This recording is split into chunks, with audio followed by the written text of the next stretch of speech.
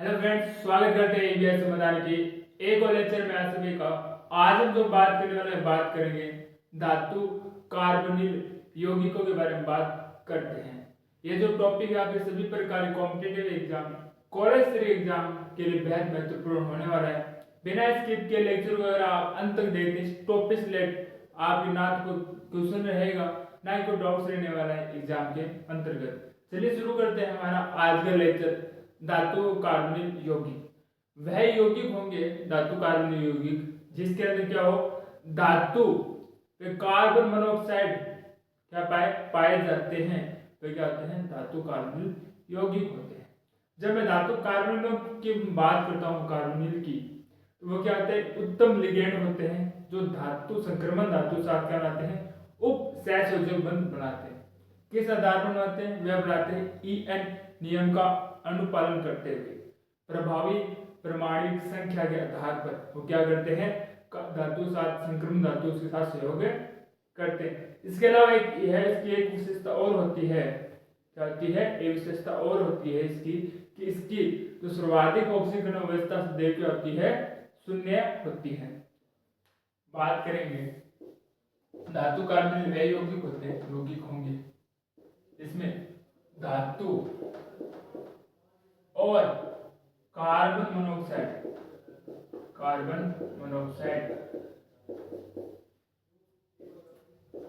Oxide ठीक, carbon monoxide उपस्थित हो, उसे हम क्या बोलेंगे, धातु कार्बनिल कहते हैं। वह यौगिक होते हैं जिसमें धातु व कार्बन मोनोऑक्साइड उपस्थित होते हैं। जो CO की अगर हम कार्बनिल की बात करते हैं, एक आते हैं धातु में कौन से संक्रमण, उप सहसंयोजक बंध। ये क्या होता है, उत्तम लिगेंड।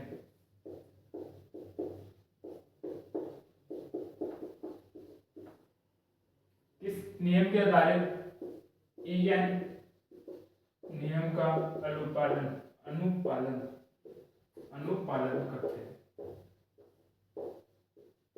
करते प्रभावी परमाणु संख्या। इसके अलावा बात करें इसकी सर्वाधिक ऑक्सीकरण संख्या होती है 0। अब इसके अगर हम जो बात करने वाले बात करेंगे धातु कार्बनिल यौगिकों के वर्गीकरण के बारे में हम बात करने वाले हैं। जब हम बात करते हैं वर्गीकरण की, तो इनको हम जो धातु होते हैं उनकी संख्या के आधार पर वर्गीकरण इनका करते हैं। जब हम बात करते हैं धातु संख्या 1 हो तो एक नाभिकीय उसे कहते हैं, अगर धातु संख्या 2 हो तो उसे द्विनाभिकीय, अगर इसी प्रकार धातु संख्या 3 हो तो त्रिनाभिकीय, और 3 से ज्यादा हो, कई धातु हो तो उसे बहुनाभिकीय हम कहते हैं। ठीक, इसके हम कुछ एग्जाम्पल भी देखें जो इंपोर्टेंट रहने वाले आप एग्जाम के लिए। देखिए, जब हम बात करते हैं एक नाभिक जिसमें धातु संख्या क्या हो, संख्या हो 1, इसमें धातु संख्या कितनी हो, संख्या हो 2, इसमें धातु संख्या कितनी हो, संख्या हो 3, इसमें क्या हो, कई धातु या 3 से अधिक या कई धातु हो। अब कुछ एग्जाम्पल आते हैं हमारे पास। पहला आता है निक्कल, जिसमें कार्बन 4 हो, इसकी संरचना क्या होती है, sp3 आकार होता है चतुष्फलकीय। अगर हम बात करें F कार्बन जिसमें 5 और DsP2 संकरण होता है त्रिकोणीय, पिरामिड उसका आकार होता है। क्रोमियम CO6 हो, संकरण D2sp2 होता है, अष्टफलकीय आकार होता है। विरेनियम कार्बन कितने 6 हो, D2sp3 संकरण होता है, अष्टफलकीय इसका आकार होता है। द्विनाभिकीय कुछ उदाहरण देखते हैं। Mn2 कार्बन जिसमें 10 हो, Fe2 कार्बन 9 हो, Ru जिसमें कार्बन कितने हो, 9 हो। इसी प्रकार त्रिनाभिकीय की अगर हम बात करेंगे, OS3 कार्बन जिसमें 12 हो, Fe3 जिसमें कार्बन 12 होते हैं। कई धातुओं की बात करें, बहुनाभिकीय बात करें जिसमें कई धातु होती हैं। कोबाल्ट 4 जिसमें कार्बन 12 हो, रुडेनियम 6 जिसमें कार्बन कितने हो, 12 हो। ये क्या है, इसके उदाहरण है। इसमें इसके बाद हम जो पढ़ने वाले हैं पढ़ेंगे धातु कार्बन बनाने की कुछ विधियों के बारे में बात करने वाले हैं। तो हम जो बात करें धातु कार्बन बनाने की पहली विधि की बात करेंगे धातु व कार्बन मोनोऑक्साइड के सीधे संयोग के द्वारा।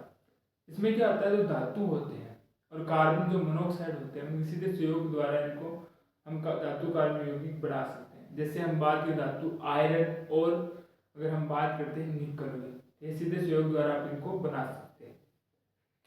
तो जैसे नाम है वैसे होने वाली रिएक्शन। इसमें हम क्या करते हैं, निकल की बात करते हैं। पहले हम निकल की बात करते हैं। निकल क्या करता है, कार्बन मोनोऑक्साइड के साथ सामान्य ताप व दाब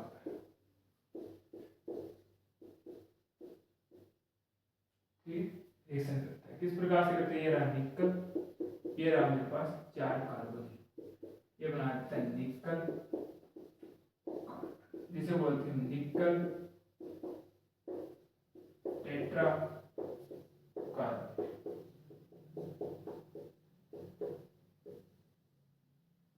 इसी प्रकार से हम बात करते हैं आयरन की,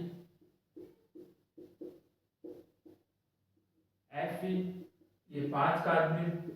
परंतु इसके लिए एक बात याद रखना, जो ताप होता है ना, तो ताप होता है यहाँ पर 200 डिग्री सेल्सियस, और जो दाब होता है ना, दाब वो होता है 100 एटमॉस्फेयर। किसके लिए, आयरन के लिए। ठीक है, 5 कार्बन के साथ रिएक्शन करेंगे, ये बनाएगा Fe कार्बन। ठीक है, जिसको बोलते हैं आयरन पेंटा कार्बन। ठीक है, तो इसके अलावा हम अन्य की जैसे बात करें, जैसे मोरली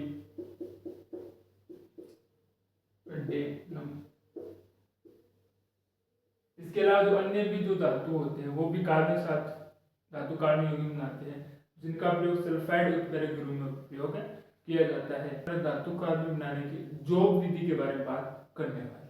इसके अंदर हम क्या करते हैं, या आपको पता होगा यार, विक्रमक कार्बोनिल में निर्जल धात्विक क्लोराइड की रिएक्शन करते हैं, फिर हम क्या बनाते हैं, धातु कार्बन बनाते हैं। वह क्या होती है, जॉब विधि होती है। अब जब देखते हैं रिएक्शन किस प्रकार से, कुछ नहीं करना आपको, यहाँ से धातु जैसे क्रोमियम है देखिए, और कार्बन कितने टोटल 6 है। यहाँ से धातु का चयन, धातु कौन सा है, रोडेनियम कार्बोनिल, कितने हैं हमारे पास 6। यहाँ से धातु टंगस्टन, ठीक है, कार्बन जैसे। अब हम बात करें धातु यौगिक से परोक्ष संश्लेषण द्वारा। कार्बन कितने 4 निकल के साथ ऐड हो जाते हैं, बचता क्या है यहाँ पर, कॉपर और Cu2S। यहाँ से अगर हम बात करते हैं, यहाँ पर बनता है कोबाल्ट कॉपर 8, 2 बनते हैं CO2 और क्या बनते हैं 2 H2। इसमें देख लीजिए क्रोमियम, और अगर हम बात करते हैं यहाँ पर 6, 3 निकल जाते हैं यहाँ से HCl। ठीक है, इस प्रकार से होती है। अब कुछ ताप व दाब पर भी संपूर्ण अभिक्रियाएं होती हैं और रिएक्शनों के हम बारे में देखते हैं। जब आप सामान्य ताप पर इसकी रिएक्शन करवाओगे तो हमें मिलेगा RuI2CO2। ठीक, फिर आप क्या करेंगे, उस दाब पर Hg के ऊपर प्रोवाइड कराने पर ये बन जाएगा हमारे पास I2 निकल जाएगा, केवल क्या बच जाएगा। इसकी बात करोगे तो ये कुछ इस प्रकार से आएगा OH कार्बोनिल 5 + CO2, और ये कुछ इस प्रकार से बनाएगा Re2 कार्बोनिल, टोटल यहाँ अंतर 10 मिनट। ये बार इतनी अभिक्रिया आप नोट डाउन कीजिए, फिर इसके हम सामान्य गुणों के बारे में बात करने वाले हैं। बात करेंगे सामान्य गुणों के बारे में। पहले गुण की बात करते हैं, निकल, आयरन, रुथेनियम और ओसियम के जो धातु कार्बोनिल होते हैं वो क्या होते हैं, द्रव। इनके जो धातु कार्बोनिल होंगे वो होते हैं द्रव, लिक्विड में होते हैं। शेष क्या होंगे? शेष होते हैं ठोस। अब हम बात करते हैं दूसरे गुण की। ये सहसंयोजक प्रकृति के होते हैं, जल में अविलेय होते हैं, अध्रुवीय विलय CCl4 में कहते हैं विलय। ठीक है, आइए कहते हैं सहसंयोजक प्रकृति के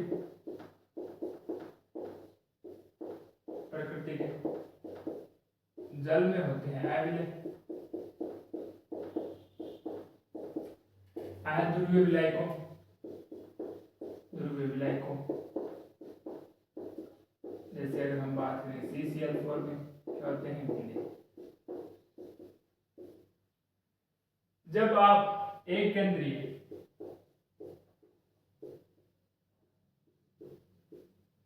जिसमें क्या हो धातु क्या हो एक को आप जब क्या करते हो गर्म, तो ये धातु और कार्बन मोनोऑक्साइड परिवर्तन होने से Fe+CO5। जब हम बात करेंगे बहुकेंद्रीय जिसमें धातु संख्या एक से अधिक होती है, तो वो क्या करते हैं मिश्रित यौगिक बनाते हैं। क्या बनाते हैं? मिश्रित यौगिक। इस प्रकार से देखिए, ये बनाते हैं FeCO5, ये बनाते हैं Fe3CO12 और CO। जब आप एक केंद्रीय धातु कार्बन को गर्म करते हैं तो ये बहुकेंद्रीय में परिवर्तित होता है। किस रूप से? जैसे Fe2CO9 और CO। जब हम बात करते हैं धातु कार्बनिल धात्विक क्लोराइड के साथ, इसके जब रिएक्शन करेंगे तो निकल के आता है विनिमय होता है। क्या होता है? विनिमय। कैसे होता है देखिए, ये बनाता है CrO6, ये बनाता है 3FeCl2, नो निकल जाता है इससे CO। अब देखिए, अगर हम बात करेंगे आप हैलोजन से इसकी रिएक्शन करते हैं 0 डिग्री सेल्सियस, तो आता है ये FeCO4I2, परंतु ये ताप जब 80 डिग्री सेल्सियस हो तो बनाता है FeCO2I2। ठीक है, तो ये बात हम देखने वाले ऐसे कुछ उपयोग के बारे में। पहला आता है धातुओं के शुद्धिकरण में। देखिए, जो अशुद्ध धातु होते हैं ना, उनके हम बात करेंगे वाष्पशील कार्बोनिल यौगिक बना लेते हैं और उसका विघटन कर लेते हैं। विघटन करने के बाद उसका हमें शुद्ध धातु प्राप्त होती है। जैसे हम बात करते हैं जो अशुद्ध धातु है, अशुद्ध धातु उसमें हम क्या करते हैं वाष्पशील कार्बोनिल क्या बनाते हैं यौगिक बना लेते हैं। इसका यौगिक बनाने के बाद में क्या करते हैं इसका विघटन, तो हमें क्या मिलते हैं शुद्ध धातु।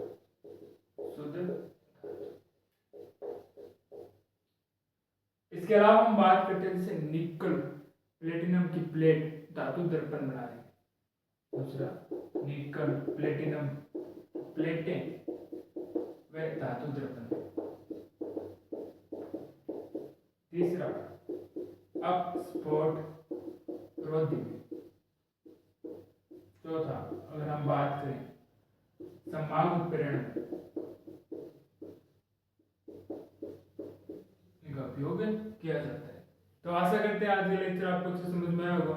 फिर भी मन के अंदर कोई डाउट्स रहते हैं तो उनको लिख दीजिएगा, आने वाली क्लास के अंदर उसका जरूर सॉल्यूशन दिया जाएगा। लगातार पढ़ते रहिए, रिवीजन करते रहिए। मिलते हैं आपको एक और टॉपिक, एक और लेक्चर में। तब तक के लिए धन्यवाद।